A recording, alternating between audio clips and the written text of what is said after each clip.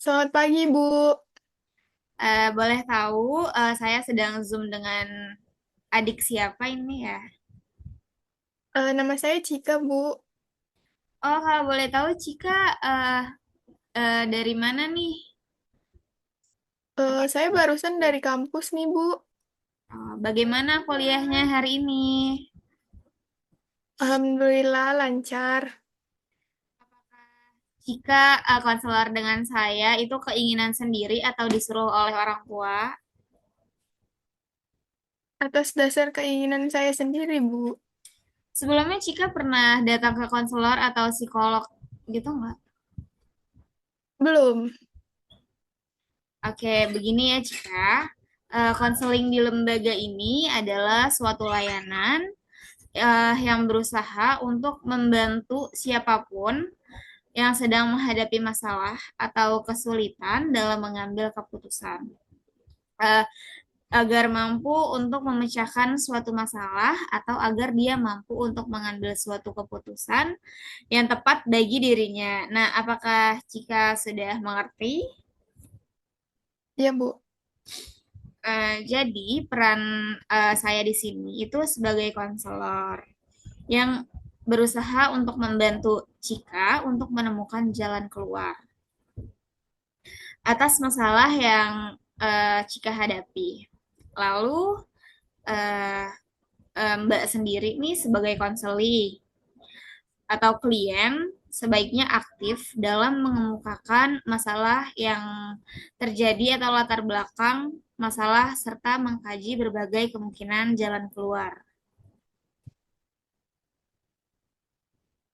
Jadi, saya akan berusaha aktif dalam konseling ini, tapi saya tidak ingin masalah saya diketahui oleh orang lain. Jika nggak perlu khawatir, insya Allah saya akan menjaga rahasia Cika. Karena di dalam konseling ini ada beberapa kode etik konseling. Nah, salah satunya itu adalah asas kerahasiaan. Jadi jangan ragu buat ngemukakan masalah Cika tanpa perlu akan diketahui oleh orang lain. Syukurlah kalau begitu. Baik, di lembaga ini itu ada tiga konselor yang standby di sini. Jika memilih saya sebagai eh,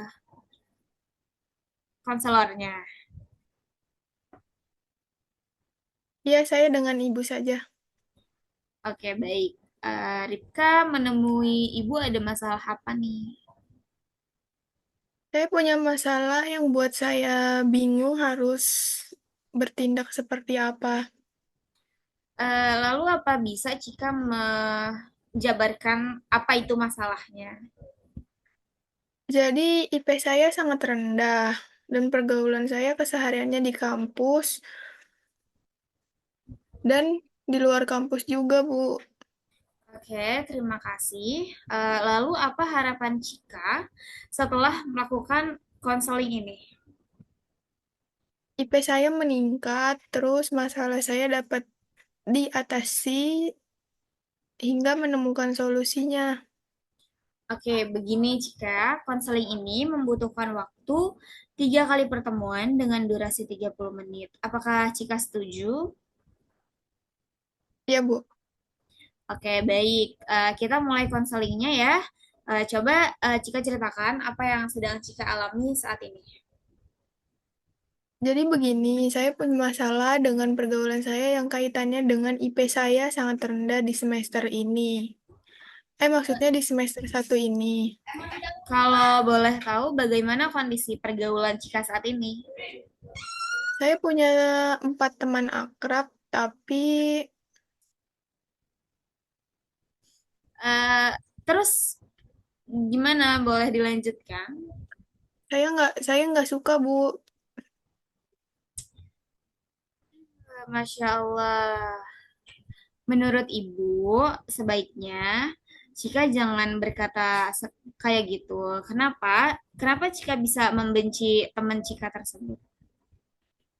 Jadi IP saya rendah gara-gara mereka. Sebenarnya saya pengen berhenti berteman dengan mereka, tapi nggak mungkin karena kami udah temenan cukup lama. Pasti saya bakalan dijauhin.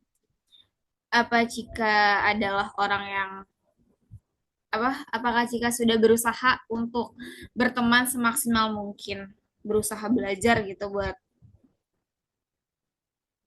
Sudah, tapi belajar saya jadi sering keganggu gara-gara mereka. oke. eh Kalau boleh tahu, bagaimana sih keseharian kalian nih dalam pergaulan gitu? Jadi kami berempat selalu kemana-mana bareng dan yang kami lakukan sangat nggak bermanfaat. Sepulang kuliah kami ngabisin waktu sampai sampai sore cuman buat main kemana nggak jelas, shopping. Terus mereka juga ngelupain ibadah. Apa Cika sudah menegur teman-teman Cika untuk meluruskan pergaulan kalian? Udah, tapi nggak direspon. Malah dia mau jokin saya kalau saya menegurnya. Terus juga kalau jalan mereka lupa sholat. Saya sering ngajak mereka, malah saya dibilang so alim. Emang sih kalau dibanding dengan mereka, saya yang masih sering sholat. Kalau saya puasa sunnah juga dibilang so alim, sering diledekin. Sebenarnya saya juga pengen tetap jadi teman mereka. Tadi kan Cika bilang ingin membencinya, ingin berhenti berteman. Terus apa sih alasan Cika tuh tetap ingin berteman akrab sama mereka?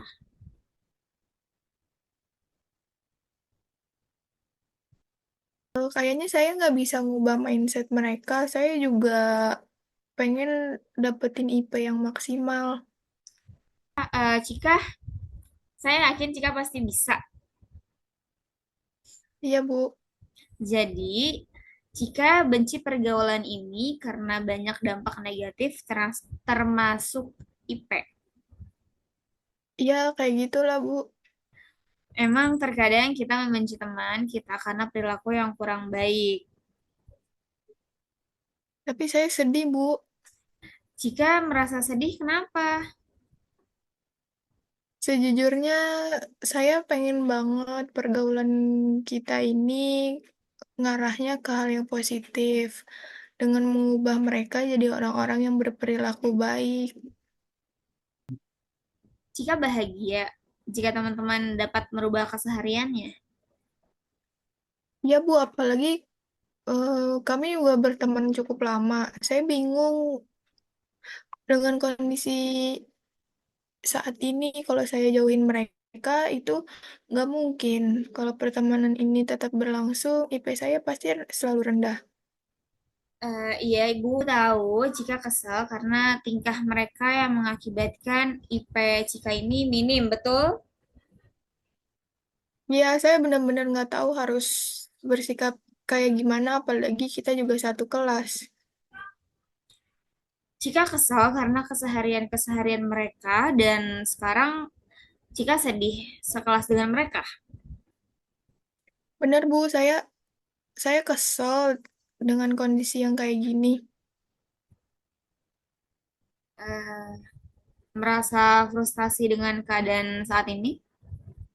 Iya, Bu.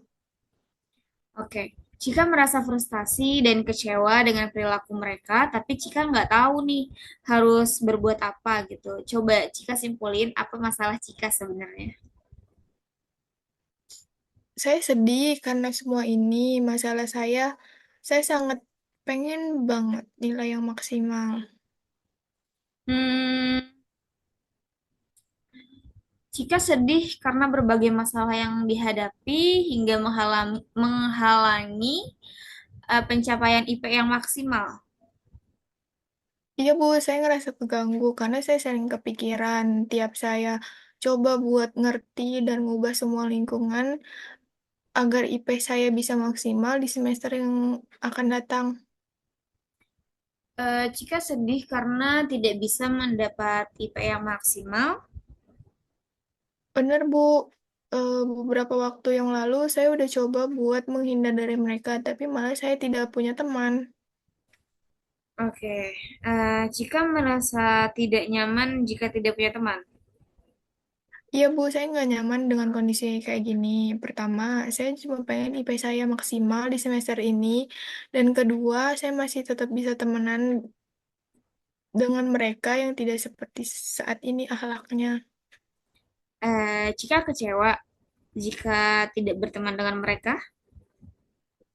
Iya Bu, Oke, jika merasa sedih mendapat IP kecil dan jauh dari mereka. iya Bu, saya merasa nggak nyaman karena pergaulan saya yang membuat IP saya sangat rendah. Merasa putus asa karena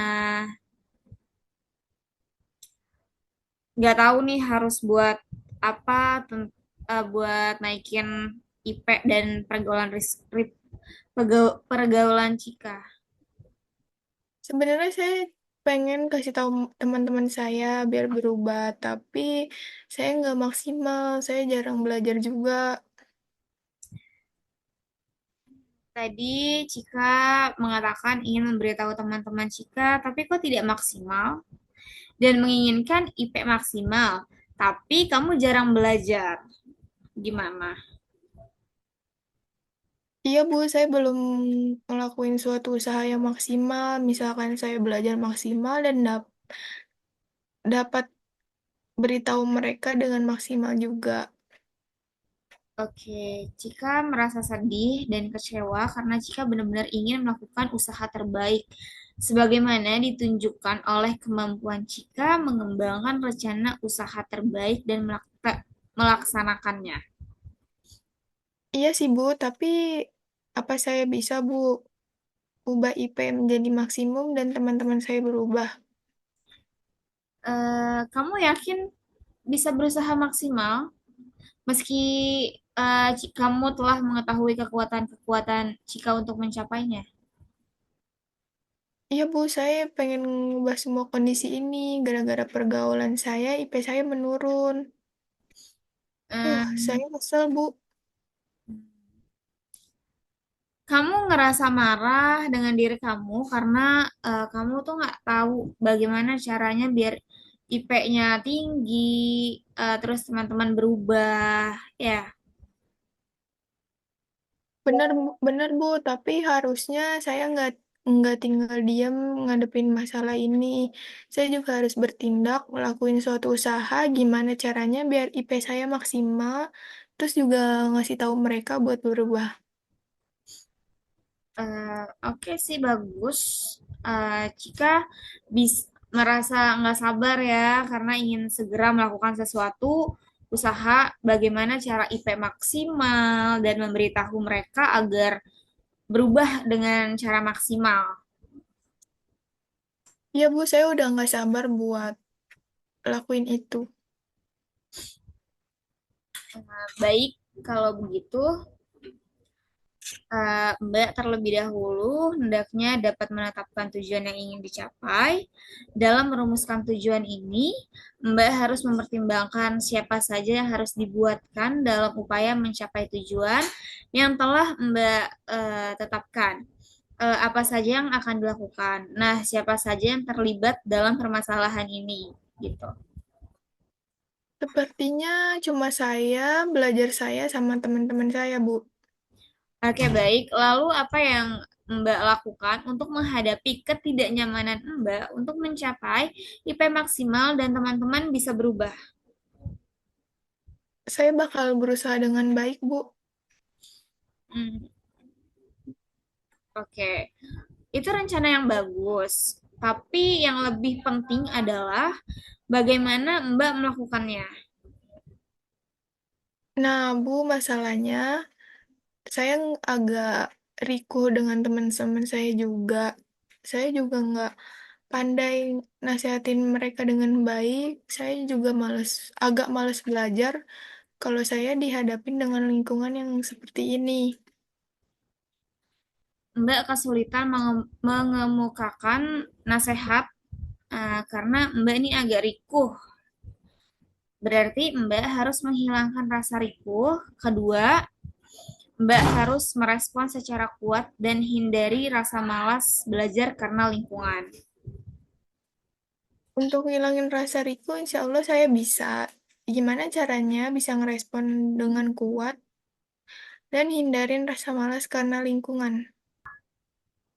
Mbak ini dapat merespon secara akurat jika Mbak dapat memahami apa yang dikemukakan oleh orang lain dan Mbak dapat mengkomunikasikan pemahaman itu dengan kata atau kalimat yang lembut juga tegas. Bagaimana Mbak sudah mengerti?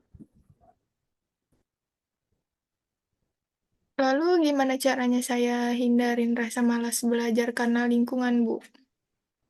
Sebenarnya dimanapun tempatnya ada hal membuat kita malas, tidak nyaman dan sebagainya.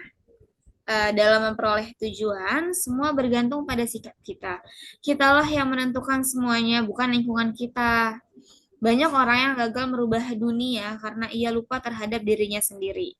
Maksudnya, jika kita menginginkan lingkungan yang nyaman, maka ciptakan dahulu pada diri yang akan bergerak menuntaskan peradaban dunia.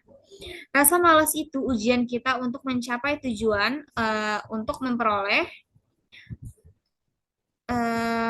tujuan dan hal ini harus benar-benar tanamkan dahulu kepada Mbak untuk memperoleh IP terbaik dan sebagainya. Dan bahwasannya semua ujian itu ada jalan keluarnya. Bagaimana Rifka? Bagaimana Mbak sudah paham? Iya, Bu. Paham. Oh iya, Eh, Mbak kan udah paham nih dalam kondisi yang bagaimana nasihat dengan kalimat yang lembut dan juga tegas kepada temannya disampaikan agar bisa berubah ya. Saya bakalan coba ngebawanya ke tempat yang se-enjoy mungkin, Bu. Oke. Eh, Mbak nih juga harus menetapkan standarnya ya, yaitu dengan banyak merespon yang jika kemukakan misal 3 atau 4 kali. Iya, saya bakalan coba untuk ngelakuinnya, Bu. Oke, bagus. Nah, sekarang coba Mbak rumusin nih, apa tujuan yang ingin Mbak capai setelah konseling ini berlangsung? Saya ngerasa Riko dengan teman saya untuk ngasih nasihat dan gak tegas dengan itu. Saya harus ubah mindset mereka dengan cara ketegasan di tempat yang saya enjoy mungkin. Untuk memperoleh IP yang maksimal, seharusnya saya belajar dengan maksimal dan memerangi kemalasan bukan dengan menyalahkan keadaan. Karena semua tergantung pada sikap diri sendiri. Oke. Bagus sekali Mbak udah merumuskan tujuan untuk mengatasi masalah ini. Terima kasih, Bu. Kalau boleh tahu, apakah Mbak belum pernah mencoba untuk berusaha melakukan apa yang dirumuskan tersebut? Belum, Bu. Cuma nasihat yang pernah saya lakukan. Tapi saya juga belum bisa nyampaikan dengan tegas karena agak riku. Apakah Ibu bisa nunjukin cara lain untuk mengatasi masalah saya yang saat ini? Insya Allah bisa. Setelah mendengar cerita Mbak, Ibu akan memberikan alternatif yang bisa Ibu lakukan, yang bisa kamu lakukan, yaitu Mbak bisa melakukan teknik modeling langsung atau modeling simbolik. Teknik modeling langsung adalah prosedur yang digunakan untuk mengajarkan tingkah laku yang dihendaki atau yang hendaknya dimiliki oleh konseli. Melalui contoh langsung konselor sendiri, guru, atau teman sebaya. Sedangkan modeling simbolik adalah modelnya disajikan melalui media tertentu seperti video, slide, rekaman suara. Bagaimana? Paham? Keduanya kelihatan bagus, tapi saya masih bingung pilih yang mana. Baik, agar jika dapat memilih teknik yang cocok, hendaknya jika menguji setiap alternatif yang tadi kebaikan atau kerugiannya, baik bagi diri jika sendiri maupun orang lain. Untuk Iya, Bu. kita dapat menggunakan lembar keseimbangan. Iya, Bu. Coba kita sekarang uji bersama ya. Menurut saya yang paling penting agar saya dapat bertindak tegas pada teman-teman saya, Bu. Hmm, gimana kalau gimana jika sudah diuji keseimbangannya? Lalu kalau sudah, tolong disebutkan kelebihan dan kekurangan teknik modeling langsung dan simbolik. Modeling langsung, keuntungannya saya bisa ngelihat langsung seseorang memperagakan mengenai cara menyelesaikan masalah. Untuk kerugiannya saya belum dapatkan. Modeling simbolik, keuntungannya menurut saya, kita bisa ngelihat orang memperagakan dalam bentuk video dan slide, sedangkan kerugiannya kita nggak bisa pastiin yang ditampilkan lebih baik. Kayaknya kalau modeling langsung, Jadi kamu milih yang mana? modeling langsung, Bu. eh